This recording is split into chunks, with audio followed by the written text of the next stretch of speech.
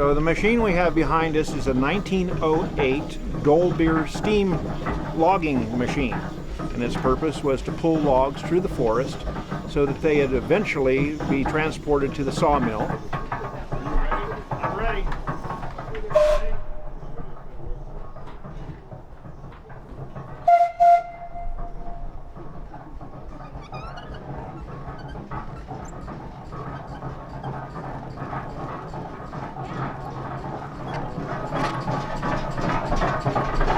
This steam engine operates essentially by a wood fire boiling a steep kettle full of water, creating steam.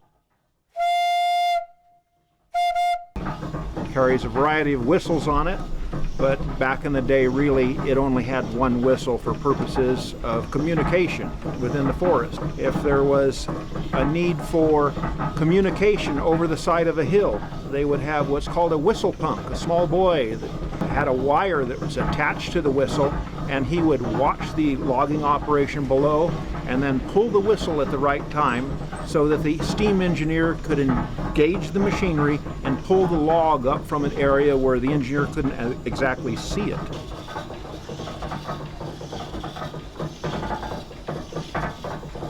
What we will demonstrate is how this machine actually used cables and pulleys to pull logs across two-pole chutes, which is essentially a road through the forest. Essentially, the loggers would drop the trees, and this machine would roll the logs into two-pole chutes, which is basically a road through the woods.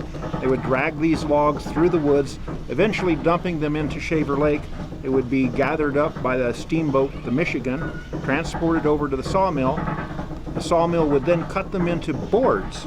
The boards would then be dried, and after a period of time, when they had sufficient buoyancy, they would kick them into the flume, and then floated down the flume, 42 miles long, and it would reach Clovis 6.5 hours later.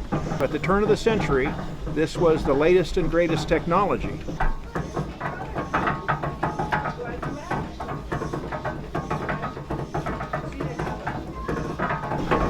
So for 108 years old, it's a pretty fascinating machine.